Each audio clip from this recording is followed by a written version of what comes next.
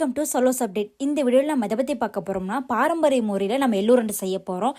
வீட்லேயே மிக எளிமையாக எப்படி எள்ளுருண்டை செய்யலாம் அப்படின்னு சொல்லிட்டு நம்ம பார்க்கலாம் வாங்க ஒன் பை ஒன்னா. ஃபஸ்ட் நாங்கள் என்ன பண்ணோம்னா, எள்ளை வாங்கிட்டு வந்து ஒரு பாத்திரத்தில் நிறைய தண்ணி ஊற்றி அதுக்குள்ளே எள்ளை போட்டு நல்லா வாஷ் பண்ணிட்டாங்க. ஏன்னா எள்ளை பார்த்தீங்கன்னா கல் இருக்கும் அண்ட் ரொம்ப அழுக்காக இருக்கும். அதனால் நல்லா சுத்தமாக கழுவி அரிச்சாச்சு. அதுக்கப்புறம் என்ன பண்ணால் இதை நல்லா வெயிலில் காய வைக்கணும், நல்லா வரன்னு காய வைக்கணும். நாங்கள் ஃபஸ்ட்டு கீழே கட்டில் தான் காய வச்சுருந்தோம். அதுக்கப்புறம் அது நல்லா காயில் மோடமாக இருக்குன்னு சொல்லிட்டு மாடிக்கு எடுத்துகிட்டு போய் ஒரு துணியில் போட்டு காய வச்சேங்க. இது வந்து பார்த்திங்கன்னா நாங்கள் ஒரு 5 மினிட்ஸ்க்கு ஒரு டைம் இப்படி கிளறி விட்டோம். ஏன்னா அப்போ தான் சீக்கிரம் காயணும். அடுத்தது ஒர்க் இருக்குது, அதனால் சீக்கிரம் காயணும்னு சொல்லிட்டு அப்பப்போ காய வச்சுட்டு பார்த்திங்கன்னா இப்போ நல்லா பளபளன்னு காஞ்சிடுச்சு. கொஞ்சம் கூட ஈரமே கிடையாது. நெக்ஸ்ட் என்ன பண்ண போகிறோம்னா, ஆறு அடை தாங்க செய்யணும். ஏன்னா எள்ளுருண்டை செய்கிறதுக்கு 6 அடை வேணும். அதனால் ராகி மாவை வாங்கி அதை நல்லா அடை பதத்துக்கு நம்ம வந்து பிசைய போகிறோம். நாங்கள் பார்த்தீங்கன்னா 4 கிலோவில் வந்து எள்ளுருண்டை செய்ய போகிறோம். அதுக்கு 2 கிலோ ராகி மாவு அண்டு 2 கிலோ எள்ளு வாங்கியிருந்தோம். நம்ம வந்து எள்ளு காய வச்சாச்சு. நெக்ஸ்ட் இப்போ ராகி மாவை பேஞ்சு அடையை தான் சுட போகிறோம். நம்ம ராகி மாவை நல்லா மிக்ஸ் பண்ணும்போது பார்த்திங்கன்னா நல்லா தண்ணி அப்பப்போ விட்டு நல்லா மிக்ஸ் பண்ணுங்க. ஏன்னா கட்டியாக இருக்கக்கூடாது.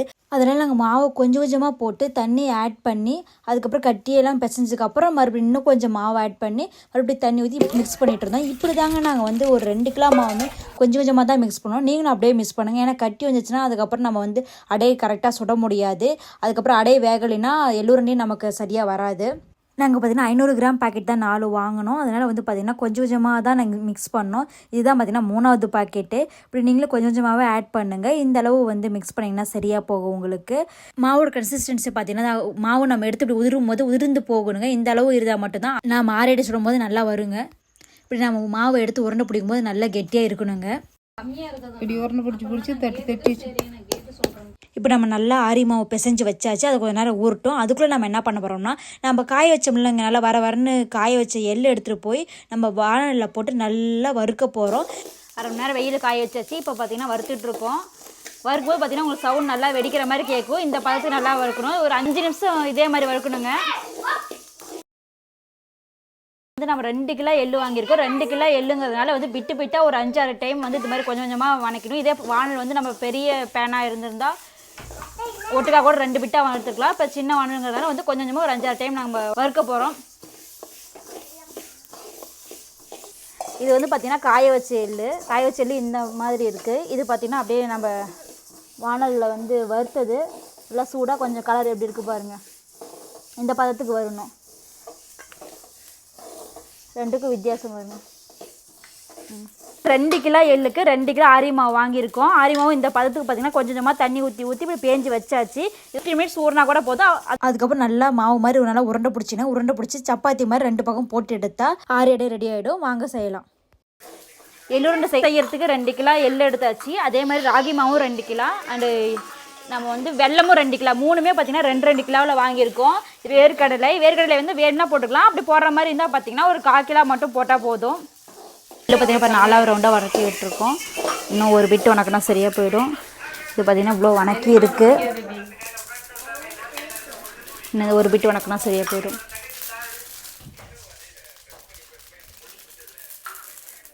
வெடிக்கிற சவுண்டு பாருங்கள், நல்லா தெரியுது. வெடிக்கிறது நல்லா தெரியுது பாருங்கள். இப்போ நம்ம எல்லாமே வறுத்து முடிச்சிட்டோம். இந்த சைஸ் உருண்டை பிடிச்சிக்கிறோம். ஃபஸ்ட்டு நல்லா தோசைக்கல் வச்சு அமுத்தி விட்டு பட்டையாக இப்படி தோசை மாதிரி. தோசைக்கல் காஞ்சிடுச்சு. இந்த அளவுக்கு நம்ம உருண்டை பிடிச்சிட்டோம் ராகி மாவை. இப்போ வந்து நம்ம தோசை அமுக்கிற மாதிரி அந்த சைஸ் வந்து நல்லா மாவு வச்சு அழுத்தணும். தோசைக்கல்லில் கொஞ்சம் திக்னஸ்ஸாக, ரொம்ப மெலிசாகவும் இருக்கக்கூடாது, ஓரளவு திக்னஸ்ஸாக இருக்கணும். நல்லா சென்டரெல்லாம் ஓரமாக எல்லாம் ஒரே சைஸில் இருக்கிற மாதிரி நம்ம அமுக்கி விடணும். இல்லைன்னா வந்து ஒரு பக்கம் வெந்து ஒரு பக்கம் வேகாமல் இருக்கும். ஒரு அடைனா பார்த்திங்கன்னா ஒரு 5 நிமிஷத்துலேருந்து 10 நிமிஷம் வரைக்கும் வேகணும். இன்னும் ஒரு பக்கம் வந்து ஒரு பக்கம் வேகாத மாதிரி இருக்கும். அதனால் சரிசமமாக அமுக்கி விடணும். அடிக்கடி திருப்பி போடணும். 2-3 டைம்னாச்சும் திருப்பி போடணும். கொஞ்சம் சைடில் வந்து எண்ணெய் நம்ம ஊற்றிட்டே இருக்கணும். 3 டைம் திருப்பி போடுறோம்னா ஒரு டைம் மட்டும் எண்ணெய் ஊற்றினா போதும். ரொம்ப அதிகமாகவும் நம்ம எண்ணெய் ஊற்றக்கூடாது.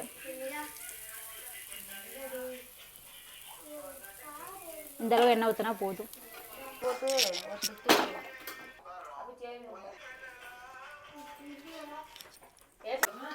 இப்போ நம்ம ஆயில் எடுத்துக்கிட்டோம். வாழை இலையிலே கொஞ்சம் அப்ளை பண்ணிக்கலாம். நல்லா தடவி விட்டுருங்க வாழை இலையில். நம்ம ஆல்ரெடி ஒரு உருண்டை பிடிச்சி வச்சாச்சு. ஒரு உருண்டை ஷேப் வந்து இந்த சைஸில் இருந்தால் சரியாக போயிடும். இப்போ நம்ம ஈவனாக அப்ளை பண்ண போகிறோம். ராகி மாவு இது மாதிரி நல்லா ஈவனாக ஒரே அளவாக தட்டி விடுங்க. ரொம்ப மெல்லிசாவும் இருக்கக்கூடாது, கொஞ்சம் மொத்தமாக லைட்டாக மொத்தமாக இருக்கணும். நம்ம நார்மலாக சுடுற தோசையோட கொஞ்சம் மொத்தமாக இருந்தால் போதும். ஒரு ராகி மாவு பார்த்தீங்கன்னா 5-10 நிமிஷத்துக்குள்ளே வேகணும். அடிக்கடி ஒரு 3-4 டைம் வந்து பார்த்தீங்கன்னா திருப்பி போடுங்க. ஒரு 2 டைம் மட்டும், 4 டைம் நீங்கள் திருப்பி போடுறீங்கன்னா 2 டைம் மட்டும் ஆயில் ஊற்றினா போதும். ரொம்ப இதுக்கு ஆயில் ஊற்றக்கூடாது.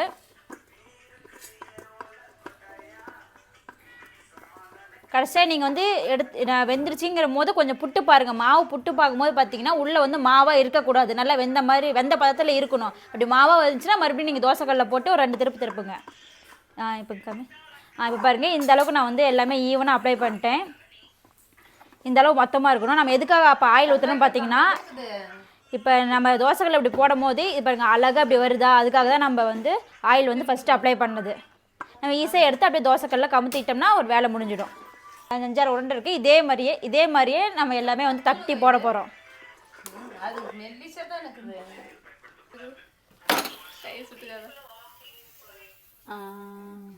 இங்கே அழகாக வந்துருச்சு. திக்னஸ் பார்த்தீங்கன்னா இந்த திக்னஸ் இருக்கணும். லைட்டாக கொஞ்சம் ஆயில் ஊற்றிக்கோங்க.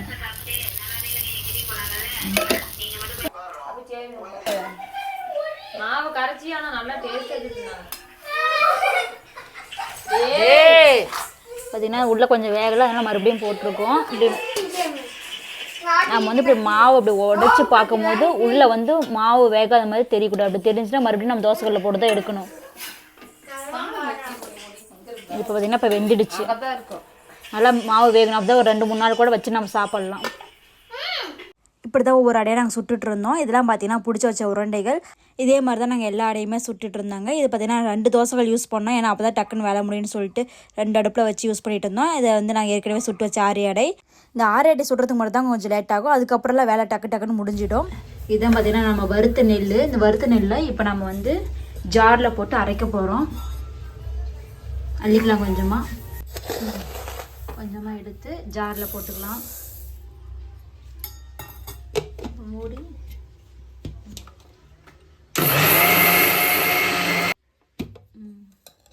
ரொம்ப சாஃப்டாகவும் இருக்கக்கூடாது. இந்த மாதிரி உதிரியாக இருக்க மாதிரி இந்த பதத்துக்கு அரைச்சிங்கன்னா சரியாக இருக்கும். பார்த்திங்கன்னா நம்ம அரைச்சி வச்ச நெல் இதே மாதிரி இதே அளவு ஒன்று இருக்குது. அது இதே மாதிரியே சாஃப்டாக அரைச்சிக்கலாம். தொட்டிக்கு பொரியல் மாதிரி பொரியல் கண்டுபிடிச்சிங்க.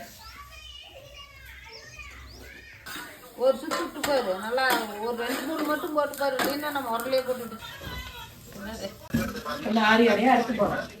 இப்போ நம்ம கொஞ்சமாக ஆரி அடை எடுத்துட்டோம். சுட்ட ஆரி அடை எடுத்து ஜாரில் போட்டு கொஞ்சம் அரைச்சி பார்க்கலாம். எள்ளு அரைச்சி அதே ஜாரில் இப்போ நம்ம ராகி மாவையும் அரைச்சி பார்க்கலாம் கொஞ்சம் நைஸாக. கொஞ்சமாக ஃபஸ்ட்டு போட்டு நான் கம்மியாக தான் போட்டிருக்கோம். இதை ஃபஸ்ட்டு அரைச்சி பார்க்கலாம் அரையுதான்னு சொல்லிட்டு. அப்படி அரையிலனா நம்ம வந்து உரலை வச்சு குத்தணும். அரைச்சோம்னா எங்களுக்கு வேலை மிச்சம், அதனால் அரையணும்.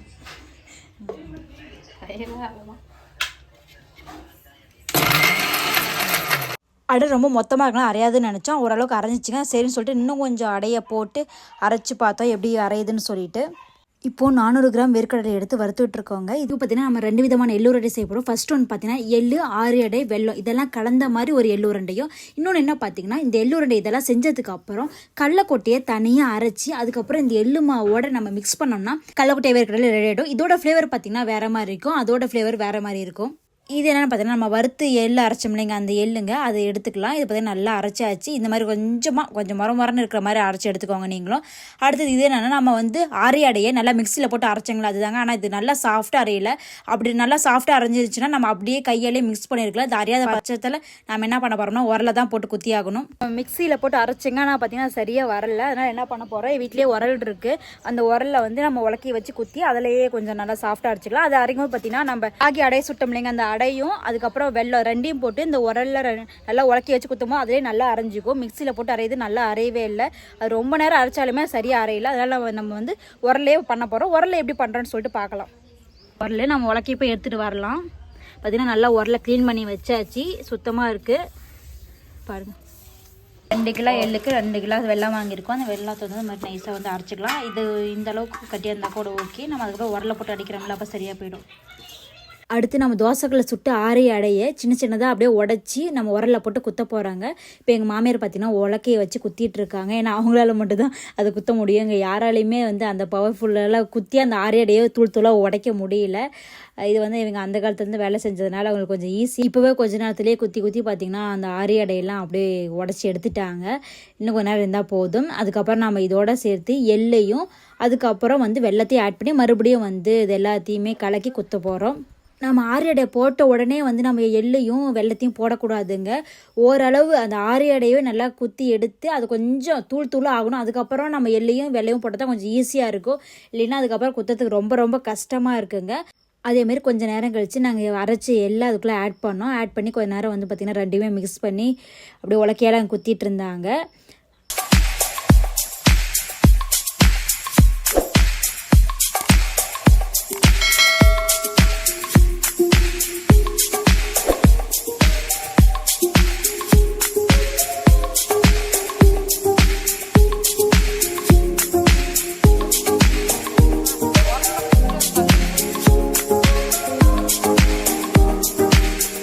ஃபைனலாக பார்த்தீங்கன்னா நாங்கள் எள்ளுருண்டி அரைச்சி முடிச்சாச்சுங்க. நீங்கள் அரைக்கும்போது பார்த்தீங்கன்னா இந்த கன்சிஸ்டன்சியில் போட்டு அரைச்சி பாருங்கள். அதுக்கப்புறம் வந்து நம்ம எடுத்து உருண்டை பிடிக்கும் போது வந்து நல்லா உருண்டை ஷேப்பில் வரணுங்க. இது மாதிரி எப்படி நான் உருண்டை பிடிக்கிறேனோ அதே மாதிரியே உருண்டை வரணும். அப்போ தான் நீங்கள் போட்ட பதம் எல்லாமே கரெக்டுன்னு அர்த்தம். நான் தான் சாப்பிட்றேன். எப்படி இவங்க உழைச்சது வேர்வை பாருங்கள், எப்படி வேர்வை இருக்குன்னு சொல்லிட்டு. அண்டு எள்ளுருண்டை இந்த எண்ணெயோட என் பையனுக்கு தான் ரொம்ப பிடிக்கும். சம்மர் எள்ளுருண்டா எப்படி இது? ஏன்டா எப்படி இருக்க? நல்லா இருக்குது. ஓகேவா? ஓகே, சூப்பராக இருக்குங்க. நீங்களும் இதே மாதிரி ட்ரை பண்ணி பாருங்கள். எல்லாமே ஈக்குவல் பதத்தில் தான் பண்ணோம். எள்ளுருண்டை 2 கிலோ, வெல்லமும் 2 கிலோ, அண்டு ஆரிய மாவும் பார்த்திங்கன்னா 2 கிலோ, எல்லாமே 2 கிலோ. இப்போ கடலக்கொட்டைங்கிறது பார்த்திங்கன்னா நாங்கள் 400 கிராம் எடுத்துக்கிட்டோம்.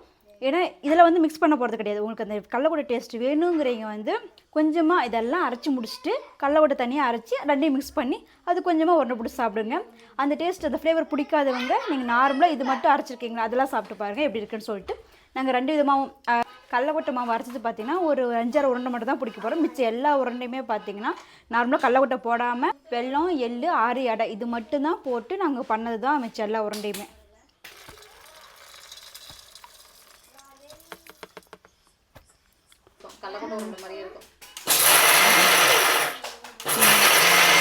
இதை வந்து வேர்க்கடலையை வந்து அரைச்சிக்கிட்டோம். ஓரளவு மொறுமொறு தான் அரைச்சிருக்கேன். இப்போ நாங்கள் ட்ரையலுக்கு வந்து கொஞ்சமாக நம்ம எல்லாத்தையும் அரைச்ச மிக்ஸ் இருக்கும்ல, வெல்லம், ஆரியாடை அண்டு எள் இதெல்லாம் அரைச்சதில் கொஞ்சமாக மிக்ஸ் பண்ணி டேஸ்ட் எப்படி இருக்குன்னு சொல்லிட்டு பார்க்கலாம். அதுக்கப்புறம் நிறையா மாவு எடுத்து நம்ம கலந்துக்கலாம். மிக்ஸ் பண்ண போகிறோம். இது கம்மியாகுது, இது அதிகமாகுது. இன்னும் சேர்க்கட்டுமா? இந்த அளவில் சும்மா ட்ரையல் தாங்க. இது எப்படி இருக்குன்னு சொல்லிட்டு டேஸ்ட்டு பார்க்கலாம். அந்த டேஸ்ட் நல்லா இருக்கா இல்லை இந்த டேஸ்ட் நல்லா இருக்கான்னு சொல்லிட்டு. ஏன்னா ஒவ்வொருத்தருக்கு கடலக்கொட்டை டேஸ்ட் பிடிக்காது. அதனால் வந்து இது எல்லாமே சாப்பிடுவாங்க.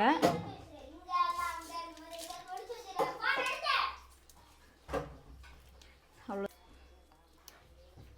இங்கே நல்லா கிளியராக தெரியல. ஓகே, இதுதான் பார்த்தா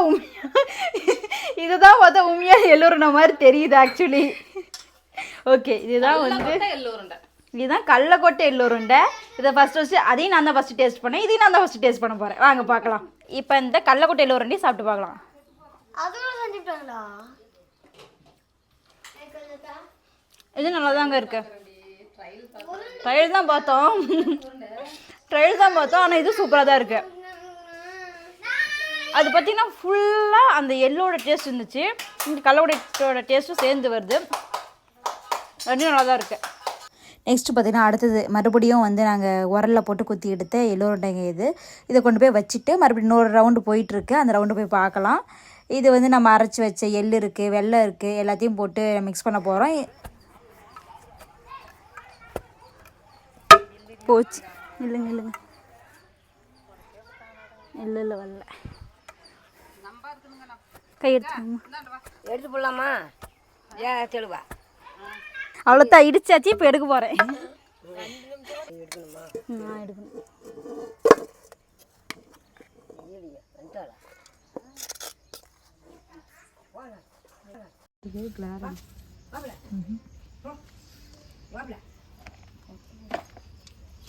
அந்த மாவு கொஞ்சம் வரமா வள்ளி போட்டு போடு. அந்த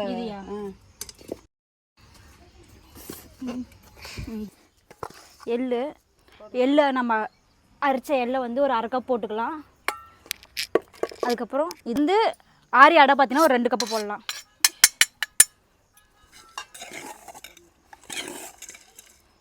ரெண்டாவது கப்பு வெல்லம் எடுத்துருக்கோம். வெல்லம் பார்த்திங்கன்னா 1 கப் போடலாம். இப்போ இதையும் வந்து இதிலே போடுறோம். அவ்வளோதாங்க.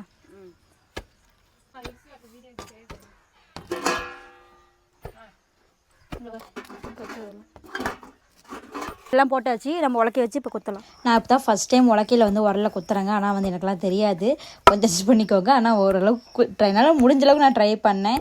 இதை ரொம்ப ஜாக்கிரதையாக நம்ம வந்து உலக்கை யூஸ் பண்ணுங்க. ஏன்னா கொஞ்சம் போய் அந்த உரல் மேலே பட்டுச்சுனாலும் அந்த கல் நுணுங்கி எள்ளு மாவில் எல்லாம் கலந்துடும். அதனால் பார்த்து தான் இதை பண்ணணும். ஒரு வழியாக நம்ம எல்லாமே அரைச்சி முடிச்சாச்சுங்க. இதுதான் நாங்கள் செஞ்ச எள்ளு உருண்டை மாவு. இப்போ இதெல்லாமே வந்து பார்த்திங்கன்னா நம்ம உருண்டை பிடிக்கிறது மட்டும்தான் பாக்கி. இதோட டேஸ்ட்டு செமையாக இருந்துச்சுங்க. நேச்சுரலான எள்ளு உருண்டை இப்படி தாங்க செய்யணும். நீங்களும் உங்கள் வீட்டில் செஞ்சு பாருங்கள். நாங்கள் எல்லாமே சமாளவு தாங்க எடுத்தோம். எள்ளு 2 கிலோ, வெல்லமும் 2 கிலோ, ஆரிய மாவும் 2 கிலோ. ஆனால் வந்து பார்த்திங்கன்னா வெல்லம் கொஞ்சம் பத்தலை. கடைசியாக வந்து 1 கிலோ மறுபடியும் வெல்லம் வாங்கி ஆட் பண்ணோம். உங்களுக்கு இனிப்பு பத்தலைன்னா மறுபடியும் நீங்கள் வெல்லம் கூட வாங்கி ஆட் பண்ணிக்கோங்க. நெக்ஸ்ட்டு மாவு எல்லாமே சேர்த்து பார்த்திங்கன்னா நாங்கள் உருண்டையாக பிடிச்சிட்டு இருந்தோம். எங்கள் மாமியார் பார்த்திங்கன்னா ரவுண்ட் ஷேப்பில் நல்லா அழகாக பிடிச்சிட்டு இருந்தாங்க. எங்களுக்கு அந்தளவுக்கு பக்காவெல்லாம் வராதுங்க. நாங்கள் ஓரளவுக்கு ரவுண்டாக வந்தால் போதும் எங்களுக்கு. அதனால் ஆளுக்கு ஒரு ரவுண்ட் எடுத்து பிடிச்சிருந்தோம். ஃபஸ்ட்டு ஸ்டார்டிங்கில் ரொம்ப பெரிய பெரிய உருண்டையாக பிடிச்சிட்டு இருந்தோம். அதுக்கப்புறம் வந்து சரி கடாயில் என்ன சைஸ் வந்து உருண்டை பிடிப்பாங்களோ அந்த சைஸ் உருண்டை பிடிச்சிக்கலாம், ரொம்ப பெருசாக இருக்குது அப்படின்னு சொல்லிட்டு குட்டி குட்டியாக உருண்டை பிடிச்சிட்டு இருந்தாங்க. பாரம்பரிய முறையில் நம்ம எள்ளுருண்டை செய்யணும்னா இப்படி தாங்க செய்யணும். இதோட டேஸ்ட்டும் நல்லாயிருக்கும், உடம்புக்கு ரொம்ப ரொம்ப சத்துங்க. இது மாதிரி நம்ம கடையில் ஸ்நாக்ஸ் வாங்கி கொடுக்குறதுக்கு பதிலாக இது மாதிரி வீட்லேயும் நம்ம செஞ்சு சாப்பிட்லாங்க. இந்த எள்ளுருண்டை நம்ம பார்த்துட்டோம். அடுத்தது பார்த்திங்கன்னா நம்ம கடல கொட்டை போட்டோம்ல அந்த எள்ளுருண்டை இது தாங்க. இது கடல கொட்டை மிக்ஸ் ஆனால் வந்து பார்த்திங்கன்னா நார்மல் எள்ளுருண்டையோட இது தாங்க ரொம்ப டேஸ்ட்டாக இருந்துச்சு. நாங்கள் ட்ரையலுக்காக கம்மியாக தாங்க பண்ணோம். ஆனால் இதை வாயில் வச்சுன்னா அப்படியே மெல்ட் ஆனிச்சுங்க. அந்த அளவுக்கு வந்து பார்த்திங்கன்னா சர்க்கரை கூட நம்ம வாயில் வச்சோடனே கரையாது. இது அந்தளவுக்கு கரைஞ்சி போணுச்சுங்க. ஆனால் இதோட அளவு ரொம்ப கம்மியாக தாங்க இருந்துச்சு. ஆனால் கடைசியாக எல்லாருக்குமே பிடிச்சது இந்த கடலக்கொட்டை எள்ளுருண்டை தாங்க ரொம்ப பிடிச்சிருந்தது. ஆனால் அதோட குவான்டிட்டி கம்மியாக போனதுனால யாருக்குமே கிடைக்கல. ஆளுக்கு ஒரு உருண்டை தாங்க கிடச்சிச்சு. ஆனால் வந்து டேஸ்ட் வைஸில் பார்த்தீங்கன்னா கடலக்கொட்டை எள்ளுருண்டை தாங்க ரொம்ப நல்லா இருந்துச்சு. ஃபைனலாக பார்த்தீங்கன்னா 2 விதமான எள்ளுருண்டையும் நாங்கள் பிடிச்சி காமிச்சிட்டோம். இது வந்து கடலக்கொட்டை போட்டது, இது கடலக்கொட்டை போடாததுங்க. இது குட்டி குட்டியாக நாங்கள் பிடிச்செல்லாம் ஒவ்வொரு உருண்டையும் எடுத்து எடுத்து வச்சிட்டு இருந்தாங்க ஒரு பெரிய பாத்திரத்தில். கடலக்கொட்டை எள்ளுருண்டை பிடிச்சாச்சுங்க. இதுதான் மொத்தமாகவே கடலக்குட்டியில் செஞ்ச எள்ளுருண்டை இத்தனை மட்டும்தாங்க இருந்துச்சு. அதனால தான் ரொம்ப பசங்களாம் இதுக்கு அடிபட்டாங்க. நார்மல் எள்ளுருண்டையோட இந்த கடலக்கொட்டை எள்ளுருண்டை தாங்க பிடிக்கிறதுக்கு ரொம்ப கஷ்டமாக இருந்துச்சு. ஏன்னா தூள் தூளாக உதிர்ந்துட்டே இருந்துச்சு. இதுதான் பார்த்தீங்கன்னா நம்ம பிடிச்ச எள்ளுருண்டை. இது எத்தனை உருண்டை வருதுன்னு நாங்களாம் கவுண்ட் பண்ணிங்க. இந்த போனியில் பார்த்தீங்கன்னா ஒரு போனி ஃபுல்லாகவே இருக்குது. நாங்கள் ஒன்று இந்த சைஸில் பிடிச்சோம். ஃபஸ்ட் கொஞ்சம் பெருசாக இருந்துச்சு. அதுக்கப்புறம் வந்து சரி இந்த நார்மல் சைஸில் நம்ம சாப்பாடு சைஸ்லேயே பிடிச்சோன்னு சொல்லிட்டு இந்த சைஸில் பிடிச்சோம். நல்லா டேஸ்ட்டாக இருக்குங்க. நீங்கள் வேணால் உங்கள் வீட்டில் ட்ரை பண்ணி பாருங்கள். இதே மாதிரி டேஸ்ட்டான எள்ளுருண்டை உங்களுக்கு கிடைக்கும். ஓகே ஃப்ரெண்ட்ஸ், இந்த வீடியோ உங்களுக்கு பிடிச்சிருந்துச்சுன்னா அப்படியே லைக் பண்ணிவிடுங்க. என்னுடைய சேனலை சப்ஸ்கிரைப் பண்ணிடுங்க. Okay bye.